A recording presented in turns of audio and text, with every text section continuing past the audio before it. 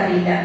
അതെന്താ നേരത്തെ പറഞ്ഞത്, നമ്മളെപ്പോഴും നമുക്ക് ആവശ്യമുള്ളതാണ് നമ്മൾ ഓർത്തു വെക്കുന്നത്. നിങ്ങൾ ശ്രദ്ധിച്ചു, ഇപ്പോഴത്തെ കുട്ടികളുടെ ഏറ്റവും വലിയ പ്രശ്നം എന്ന് പറയുന്നത് അവർക്കൊന്നും ഓർത്തു വെക്കാൻ പറ്റുന്നില്ല എന്നുള്ളതാണ്. എന്ത് വന്നാൽ പെട്ടെന്ന് പോയി ഗൂഗിൾ സെർച്ച് ചെയ്യുക, അല്ലെ? നമ്മളൊന്നും മനസ്സിൽ ഓർത്തു വെക്കുന്നില്ല. നമ്മുടെ മനസ്സ് വർക്ക് ചെയ്യുന്നില്ല, നമ്മുടെ മനസ്സ് പ്രവർത്തിക്കുന്നില്ല, നമ്മുടെ തലച്ചോറ് പ്രവർത്തിക്കുന്നില്ല. ഇതൊക്കെ ഏതോ യന്ത്രം നമ്മളെ പിന്നെ പണ്ടൊക്കെ ആണെങ്കിൽ കുട്ടികൾ എന്തെല്ലാം കാണാതെ പഠിക്കും. നിങ്ങൾക്കൊരു നാലുപേര് കവിതയോ അല്ലെങ്കിൽ എന്തെങ്കിലുമൊക്കെ നിർവചനങ്ങളോ കാണാതെ പഠിക്കാൻ നിങ്ങൾക്ക് സാധിക്കുന്നില്ല. ഇവിടെ ഇരിക്കുന്ന അധികം ആൾക്കാർ ബികോം തരാമെന്ന് പറഞ്ഞു സാർ. ഈ ബികോംകാര് തന്നെ നിങ്ങളുടെ പിന്നെ അക്കൗണ്ടൻസി മറ്റു കാര്യങ്ങളെല്ലാം എന്തൊക്കെയോ ചില യന്ത്രങ്ങളുടെ സഹായത്തോടുകൂടി നിങ്ങൾ പഠിക്കുന്നു. നിങ്ങൾ എന്തുകൊണ്ടാണെന്ന് വെച്ചാൽ നമ്മൾ അതിന് തയ്യാറല്ല, നമ്മൾ മാനസികമായിട്ടും ശാരീരികമായിട്ടും നമ്മളതിന് തയ്യാറല്ല എന്നുള്ളതാണ്. ഇത് തന്നെയാണ് നമ്മുടെ ഭാഷയ്ക്കും സംഭവിച്ചത്. നിങ്ങൾ ശ്രദ്ധിക്കണം, ശരിക്കും സ്വാതന്ത്ര്യം കിട്ടിയത് 1947 അതിനു മുമ്പ് ഇംഗ്ലീഷ് വിദ്യാഭ്യാസം ഇവിടെ പ്രചരിപ്പിച്ചത് മെക്കാളെ പ്രഭുവാണ്. അപ്പൊ മെക്കാളെ പ്രഭു അദ്ദേഹം ഇംഗ്ലീഷ് അവതരിപ്പിച്ചുകൊണ്ട് അദ്ദേഹം പറഞ്ഞൊരു വാചകം, ഈ ഭാഷ ഈ ലോകത്തിലുള്ള എല്ലാ കാര്യങ്ങളെയും ഉൾക്കൊള്ളാൻ കഴിയുമെന്ന് ഞാൻ ഒരിക്കലും വിചാരിക്കുന്നില്ല. പക്ഷെ എങ്കിലും ഈ ഞങ്ങളുടേതായിട്ടുള്ള ഈ ഭാഷ ഇവിടെ പ്രചരിപ്പിക്കാൻ ഞാൻ ആഗ്രഹിക്കുന്നു എന്നാണ് അദ്ദേഹം പറഞ്ഞത്. അതായത് ലോകത്തിലെ എല്ലാ കാര്യങ്ങളും ഉൾക്കൊള്ളാൻ സാധിക്കുമെന്ന് ഞാൻ വിചാരിക്കുന്നില്ല എന്നാണ്. നിങ്ങൾ നോക്കൂ, നമ്മുടെയൊക്കെ ധാരണ ഇംഗ്ലീഷിലാണ് എല്ലാ കാര്യങ്ങളും സാധിക്കുക, ബാക്കിയുള്ള ഭാഷയൊക്കെ വളരെ താഴെയാണെന്നുള്ളതാണ് നമ്മുടെ തോന്നൽ. നിങ്ങൾ രണ്ട് തരത്തിലാണ് ഇംഗ്ലീഷ് നമ്മളെ സ്വാധീനിച്ചത്. ഒന്ന്, നമ്മളെ എന്താ പറയാ ആക്രമിക്കുകയും നമ്മളെ അധിനിവേശപ്പെടുത്തുകയും ചെയ്ത നമ്മുടെ ഇംഗ്ലണ്ട് അല്ലെങ്കിൽ ബ്രിട്ടീഷുകാർ, അവർ നമ്മളെ ഒരുപാട് ആക്രമിച്ചിട്ടുണ്ട്, ഒരുപാട് ഉപദ്രവിച്ചിട്ടുണ്ട്. അതൊന്നും. രണ്ടാമത്തത്, അതൊരു കറുത്ത ഇംഗ്ലണ്ട് അല്ലെങ്കിൽ കറുത്ത ഇംഗ്ലീഷ് ചിന്തകൾ എന്ന് വേണമെങ്കിൽ നമുക്ക് വേണമെങ്കിൽ പറയാം. അതേസമയം ഒരു വെളുത്ത ഒരു ഭാഗം കൂടി ഇടുന്നത്, അതായത് ഇപ്പം ഷേക്സ്പിയർ, കോൾറിഡ്ജിനെ പോലുള്ള ആളുകള് ശരിക്കും പറഞ്ഞാൽ ആ ഭാഷയുടെ സൗന്ദര്യത്തെ മൊത്തത്തിൽ നമുക്ക് ഇങ്ങനെ ആവാഹിച്ചു തന്നു. അതിന് നോക്കുമ്പോൾ അതൊരു വെളുത്ത വസ്തുതയാണെന്ന് നമുക്ക് വേണമെങ്കിൽ പറയുന്നത്. അതായത് നമ്മുടെ ആൾക്കാർ തന്നെയാണ് ഭരിക്കുന്നത്. അപ്പൊ നമ്മുടെ ആൾക്കാർ ഭരിക്കാൻ വന്നതിന് ശേഷമാണ് എന്ത് ചെയ്തു, ഒരിക്കലും മെക്കാളെ പ്രഭു മലയാളത്തെ കുറ്റപ്പെടുത്തിയിട്ടേ ഇല്ല. അദ്ദേഹം പറയുന്നത് മലയാളം എന്ന് പറയുന്നത് കേൾക്കാൻ നല്ല സുഖമുള്ള ഭാഷയാണെന്നാണ് അദ്ദേഹത്തിന്റെ ആത്മകഥയിൽ അതിനെ രേഖപ്പെടുത്തിയിട്ടുള്ളത്. ആണോ ഇന്ത്യയിൽ അത് നമ്മുടെ ആളുകൾ ഭരണം നടത്തിയത്? അതിനുശേഷമാണ് ഇതുപോലുള്ള നമ്മുടെ നാട്ടുഭാഷകളെ ഒക്കെ തന്നെ എന്താ പറയാ രണ്ടാംകിട ഭാഷ എന്നുള്ള നിലയിലേക്ക് മാറ്റിയത്.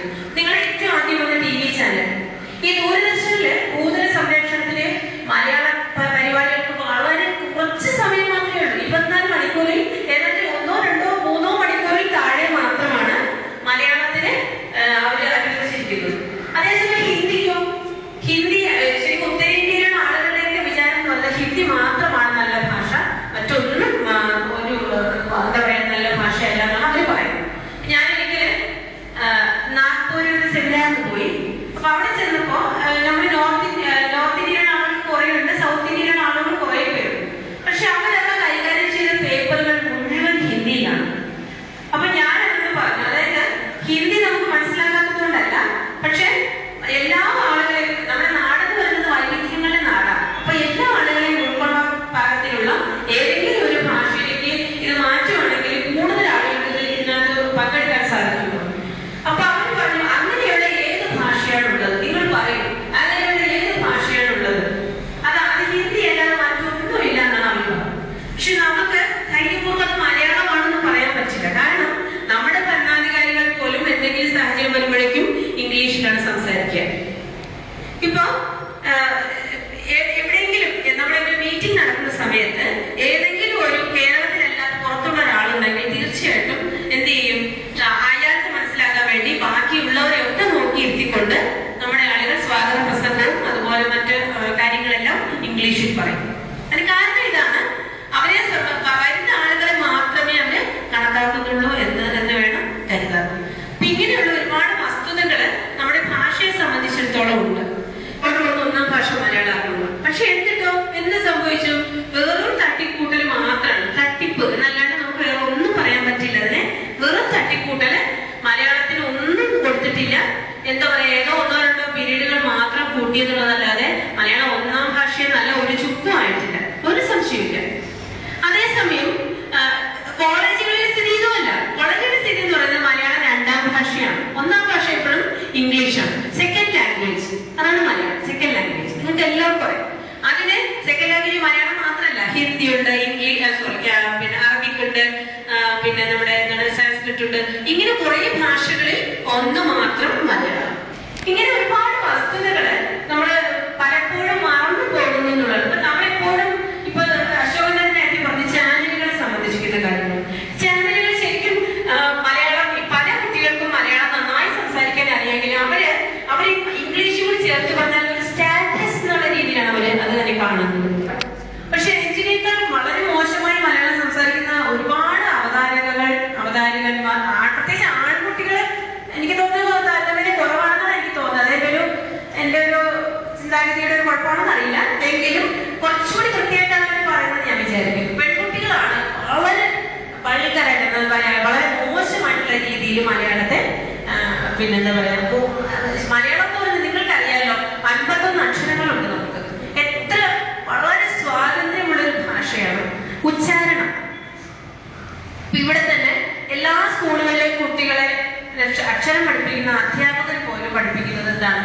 കാക്ക് കങ്കല്ല അല്ലേ? നിങ്ങളൊക്കെ അങ്ങനെയല്ലേ പഠിച്ചിരിക്കണേ? ആണോ?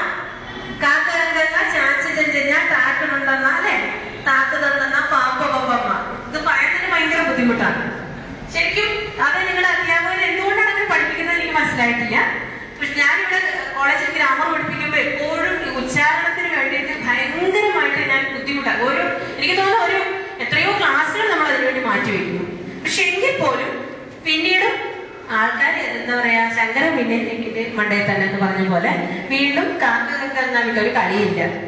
അതാണ് ഇവിടുത്തെ കാര്യം. തായ്ക്ക തായ്ക്കങ്ങ, തായ്ത്ത തായ്ത്തങ്ങ, പായ്പ പായ്പമ്മ, ഇതാണ് നമ്മുടെ തിരി. പിന്നെ അവർക്ക് ഭായില്ല, എല്ലാം ഫായാണ്. ഭാരതി, ഭാരതം, ഫാസുരം, ഭയങ്കരം, ഭംഗിയും ഇതൊക്കെയാണ് അല്ലെ? ഭാരതി നീന്റെ ഭാര്യയല്ലേ, ഭാര്യയ്ക്ക് ഭർത്താവിനോട് കടമേറിയില്ലേ, ജീവിതം ഫാസുരമാക്കാൻ ഭർത്താവിനെ ഭരണിയിലടക്കുക, ഇതൊക്കെയാണ്. മനസ്സിലായില്ലേ? അപ്പൊ ഇത് അല്ല ശരിക്കും നിങ്ങൾ ചിന്തിക്കേണ്ട ഒരു കാര്യം എന്ന് പറയുന്നത്, നിങ്ങൾക്കിപ്പോ ചിരി വരും, നിങ്ങൾക്ക് ചിരി വരും. പക്ഷെ നിങ്ങൾ എന്ത് ചെയ്തു? ഭാരതത്തിന് വരെ ഭാരതം എന്ന് പറയും. ഭാരതം ആവശ്യം, അതായത് നമുക്ക് വില കൊടുക്കേണ്ട സ്ഥാനത്ത് നമ്മൾ വില കൊടുക്കില്ല, വില കൊടുക്കേണ്ടാത്ത സ്ഥാനത്ത് നമ്മൾ കൊടുക്കും. ബാലൻ, ഇവിടെ പല കുട്ടികൾ പറഞ്ഞാൽ കേട്ടിട്ടുണ്ട് ബാലൻ. ബാലൻ എന്ന് പറയുന്നത് ഉച്ചാരണം എന്ന് പറയുന്നത് ശരിക്കും അതുപോലെ ശ, ഈ 3 അക്ഷരങ്ങൾ എപ്പോഴും തെറ്റി ഉച്ചരിക്കുന്ന ഒരു രീതിയുണ്ട് നമുക്ക്. ഷ അല്ലെ, പശു. നിങ്ങൾക്ക് ചിരി വരുന്നു, നിങ്ങളൊക്കെ തന്നെ പറയുന്നത് കേട്ടോ. ഞാൻ ഈ പറയുമ്പോൾ നിങ്ങൾക്ക് ചിരി വരും. ഇപ്പൊ എന്താണ് ഒരു ഈശ്വര, ശനിയാഴ്ച എന്നൊക്കെ പറയുന്ന ആൾക്കാരുണ്ട് ഇല്ലേ? ഞാൻ പറയുന്നതിൽ എന്തെങ്കിലും എതിരഭിപ്രായം നിങ്ങൾക്ക് ഇപ്പൊ പറയാം, എനിക്കതിന് ഒരു വിരോധവും ഇല്ല. ഇങ്ങനെ ഷായും ഷായും സായും എപ്പോഴും തെറ്റിച്ചാണ് നമ്മൾ പറയാം. അത് എന്തുകൊണ്ടാണെന്ന് വെച്ചാല് അതിന്റെ ശീലക്കുറവാണ്. പിന്നെ കേൾക്കുന്ന ആളുകൾ നിങ്ങൾ എന്ത് ചെയ്യണമെന്ന് വെച്ചാല്, അക്ഷരങ്ങൾ ശരിയായിട്ട് ഉച്ചരിക്കണമെങ്കിൽ നിങ്ങൾ വീട്ടിൽ പോയിട്ട് ഒരു മുറിയിൽ കയറി ഒരു കണ്ണാടി മുൻപിൽ വെച്ച് നിങ്ങൾ എന്ത് ചെയ്യുക, അക്ഷരങ്ങൾ ഉച്ചരിച്ച് നോക്കുക. ഉച്ചരിച്ച് നോക്കിയതിനു ശേഷം നിങ്ങളുടെ നന്നായി ഉച്ചരിക്കുന്ന സുഹൃത്തുക്കൾ ആരെങ്കിലും ഉണ്ടെങ്കിൽ അവർ ഉച്ചരിക്കുന്നതും ഇതും തമ്മിൽ എന്തെങ്കിലും ബന്ധമുണ്ടോ എന്ന് ഒന്ന് നോക്കുക. വായി നോക്കാതെ വേണമെങ്കിൽ പറയാം, മലയാളത്തിൽ പറയാം, ഒന്ന് നോക്കുക. അപ്പൊ നമുക്ക് തീർച്ചയായിട്ടും അത് മനസ്സിലാക്കാനായിട്ട് സാധിക്കും. ഒരു ഭാഷാഭേദമാണ്, അതിന് നമുക്ക് കുറ്റപ്പെടുത്താനാവില്ല. അതേസമയം ബോധപൂർവ്വം നമ്മൾ തെറ്റിച്ചു, അക്ഷരങ്ങൾ തെറ്റിച്ചു പറയുക എന്ന് പറയുന്നത് ഒരു ശരിക്കും പറഞ്ഞാൽ ഒരു ക്രിമിനൽ കുറ്റമാണെന്ന് ഞാൻ പറയും. തെറ്റാണ് അങ്ങനെ ചെയ്യും. നമ്മുടെ ഭാഷ ശരിക്കും ഇംഗ്ലീഷിൽ ഉച്ചാരണം നിങ്ങൾ നോക്കൂ. മലയാളിയുടെ ഏറ്റവും വലിയ പ്രത്യേകത എന്ന് പറയുന്നത് ഏറ്റവും നന്നായിട്ട് ഭാഷ കൈകാര്യം ചെയ്യാനുള്ള കഴിവ് മലയാളിക്കുണ്ട്. എന്താ കാര്യം എന്ന് വെച്ചാല് നമ്മള് എന്താ പറയാ, നമ്മുടെ ഭാഷയുടെ ഒരു രീതി എന്ന് പറയുന്നത് ഉച്ചാരണത്തിന്റെ ഒരു വൈവിധ്യമാണ്. ഇങ്ങനൊക്കെ പറഞ്ഞിട്ട് നിങ്ങൾ പറയും പോലെ ഒരു നാഴി ഏക ചോറിനുള്ള രീതിയിലുള്ള പ്രയത്നമാണ് നമ്മൾ കൊടുക്കേണ്ടത്. അതേസമയം തമിഴ്നാട്ടിലെ ആൾക്കാർക്ക് ഇംഗ്ലീഷ് ഉച്ചരിക്കുന്നത് നിങ്ങൾ കേട്ടു നോക്കൂ, വളരെ മോശമായിട്ടുള്ള ഉച്ചാരണമാണ് അവരുടെ ഭാഗത്തുനിന്ന് ഉണ്ടാവും, കാളേജ് എന്നൊക്കെ പറഞ്ഞു. അതേസമയം മലയാളി ഒരിക്കലും അങ്ങനെയല്ല, മലയാളി വളരെ ഭംഗിയായിട്ട് ഉച്ചരിക്കും. അതേസമയം മലയാളം മാത്രം അവരെന്ത് ചെയ്യും, തെറ്റായിട്ട് ഉച്ചരിക്കും. ഇത് ഒരു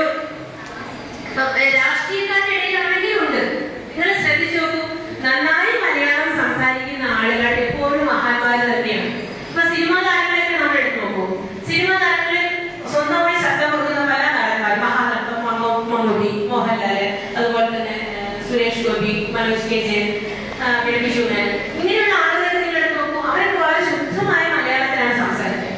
അതേസമയം ഇപ്പൊ വരുന്ന നമ്മുടെ ന്യൂ ജനറേഷൻ സിനിമ എന്നൊക്കെ പറഞ്ഞ് വരുന്ന കുറെ സാധനങ്ങളില് ഇപ്പൊ ആസിഫ് അലി പോലുള്ള ആളുകളൊക്കെ നന്നായിട്ട് മലയാളം സംസാരിക്കാൻ അറിയാം.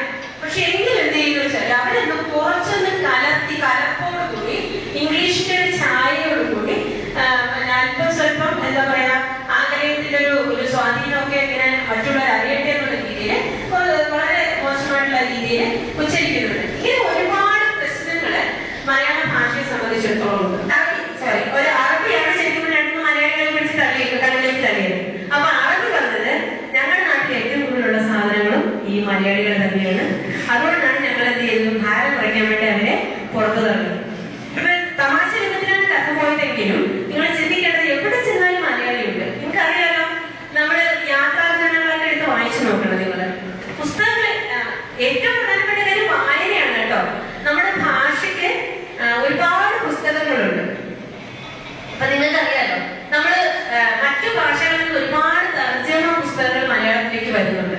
ഇപ്പൊ ഹിന്ദിയിൽ നിന്നാണെങ്കിലും തമിഴിൽ നിന്ന്, തെലുങ്കിൽ നിന്ന്, കന്നഡത്തിൽ നിന്നൊക്കെ ഒരുപാട് ബുക്കുകൾ മലയാളത്തിലേക്ക് വരുന്നുണ്ട്. പക്ഷെ മലയാളത്തിൽ നിന്നും കുറെ ബുക്കുകളൊക്കെ മറ്റു ഭാഷകളിലൊക്കെ തർജ്ജമ ചെയ്യുന്നുണ്ട്. പക്ഷെ അതൊന്നും അധികം വിൽക്കുന്നില്ല എന്നുള്ളത് വലിയ കാര്യമാണ്. ഇപ്പൊ ഈ അടുത്ത കാലത്തായിട്ട് ബുക്ക് ട്രസ്റ്റ് ഓഫ് ഇന്ത്യയുടെ ഒരു കണക്ക് വന്നിട്ടുണ്ടായിരുന്നു. അപ്പൊ അതിനകത്ത് അവർ പറഞ്ഞിരിക്കുന്നത് തർജ്ജമ ചെയ്ത 80% മലയാള ബുക്കുകളും ഇപ്പോഴും ഗോഡൌണിൽ തന്നെ കിടക്കുകയാണെന്ന്. അപ്പൊ നമ്മളാണെങ്കിൽ അവരുടെ എല്ലാ പുസ്തകങ്ങളും നമ്മൾ വായിക്കും. ഇപ്പൊ എന്റെ ഒരു രീതി, ഞാനാണെങ്കിൽ ഏത് തർജ്ജമ പുസ്തകം കണ്ടാലും എനിക്ക് തോന്നുന്നു മിക്കവാറും തർജ്ജമ വരുന്ന പുസ്തകങ്ങളെല്ലാം നമ്മൾ വായിക്കാറുണ്ട്. അപ്പൊ അതെന്തെന്ന് വെച്ചാല് മലയാളിയെ സംബന്ധിച്ചിടത്തോളം അവര് മറ്റുള്ളവരുടെ സംസ്കാരത്തെ കുറിച്ച് മറ്റുള്ളവരുടെ കാര്യങ്ങളെ കുറിച്ച് അറിയാനുള്ള ആഗ്രഹം മലയാളിക്കുണ്ട്. അതേസമയം ഒരു തമിഴ്നാട്ടിലൊരാളിന് ഒരുപക്ഷെ ഉണ്ടാകുന്നില്ല. അപ്പൊ അതാണ് നേരത്തെ പറഞ്ഞത്, നിങ്ങളുടെ ഈ വിഷയം തന്നെ ദേശീയ ബോധവും ഭാഷാബോധവും ആണ്. ദേശീയ ബോധം തന്നെ നമ്മുടെ ഇന്ത്യ എന്ന് പറയുന്ന സങ്കല്പം നമ്മുടെ മനസ്സിലുണ്ട്.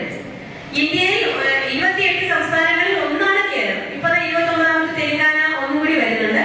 29 സംസ്ഥാനങ്ങളിൽ ഒന്നാണ് കേരളം.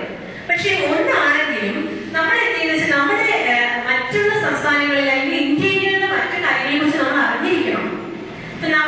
ഞാൻ ഒരിക്കലും മലയാള ടീച്ചർ ആണെന്നുള്ളതുകൊണ്ട് മലയാള പുസ്തകങ്ങൾ മാത്രമേ വായിക്കുന്നു ഒരിക്കലും ചാട്ടി പിടിക്കാറില്ല. അങ്ങനെ ചെയ്യുന്നവരുണ്ടാവാം, പക്ഷെ ഞാൻ ഒരിക്കലും അവിടെ ചാട്ടി പിടിക്കാറില്ല. എന്റെ കാര്യം എന്ന് വെച്ചാല് നമ്മൾ ഈ ലോകത്ത് ജീവിക്കുമ്പോൾ തീർച്ചയായിട്ടും നമ്മൾ മറ്റുള്ള കാര്യങ്ങൾ എന്തായാലും നമ്മൾ അറിഞ്ഞിരിക്കണം. ഒരു ഇട്ടാവട്ടത്തിൽ ഇപ്പൊ എല്ലാവരും മലയാളത്തെ പറ്റി കളിയാക്കുന്നില്ല. ഒരു ഇട്ടാവട്ടത്തിൽ മാത്രമല്ലേ ഉള്ളൂ, നമ്മൾ പുറത്തു പോയാൽ നമ്മൾ എങ്ങനെ ജീവിക്കും? അതൊക്കെ ശരിയാണ്. ഞാൻ എന്റെ കുട്ടികളോട് എപ്പോഴും പറയുന്ന ഒരു കാര്യം പറഞ്ഞാല്, നിങ്ങൾ ഒരിക്കലും മറ്റുള്ള കുട്ടികളുടെ പുറകിലാകാൻ പാടില്ല. എനിക്ക് നിർബന്ധമാണ്, ഞാൻ എപ്പോഴും അവരോട് പറയും, നിങ്ങൾ ഒരിക്കലും മറ്റുള്ള കുട്ടികളുടെ പുറകിലാകാൻ പാടില്ല. നിങ്ങൾ അവരുടെ മുന്നിലല്ലെങ്കിലും അവരോടൊപ്പമെങ്കിലും നിൽക്കണം.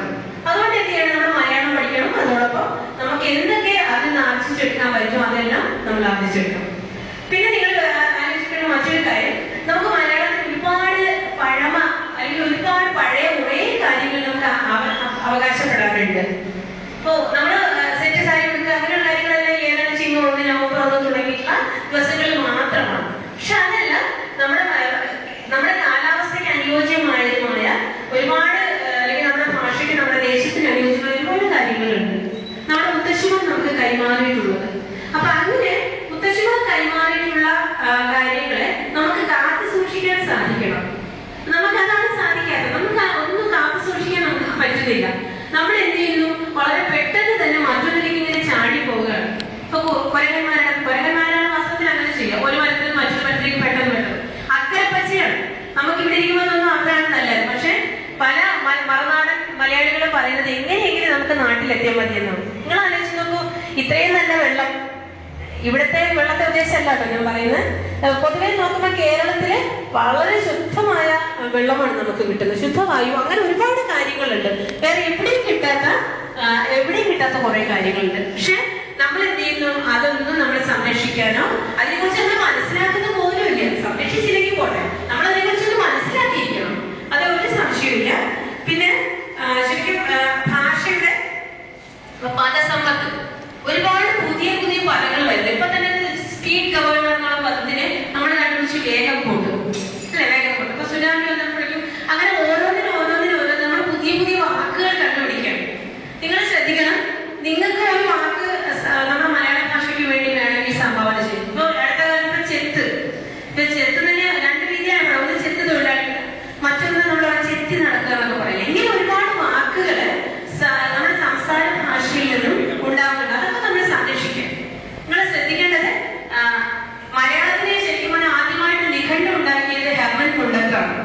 ഒരു ഒരു ഒരു വിദേശി വന്ന് മലയാളം ഭാഷ പഠിച്ച് മലയാളത്തിനൊരു നിഘണ്ടു ഉണ്ടാക്കി. അപ്പൊ നിങ്ങൾ ആലോചിച്ച് നോക്കൂ, നമ്മുടെ മലയാളത്തിന് ആർക്കും ഇതിന് സാധിച്ചില്ലേ?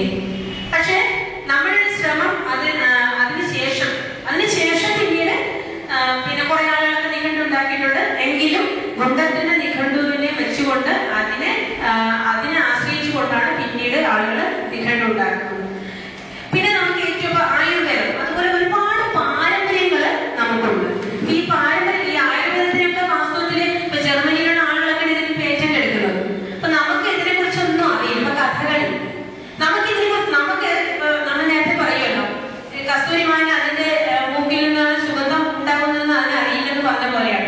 നമുക്കുള്ള നന്മകളെ കുറിച്ചും നമുക്കുള്ള മേന്മകളെ കുറിച്ചും തീർച്ചയായിട്ടും നമുക്ക് അറിയില്ല. ഒരുപക്ഷെ അറിയുമെങ്കിൽ നമ്മളതിനെ അജ്ഞനാണെന്ന് നടിക്കുകയാണ്.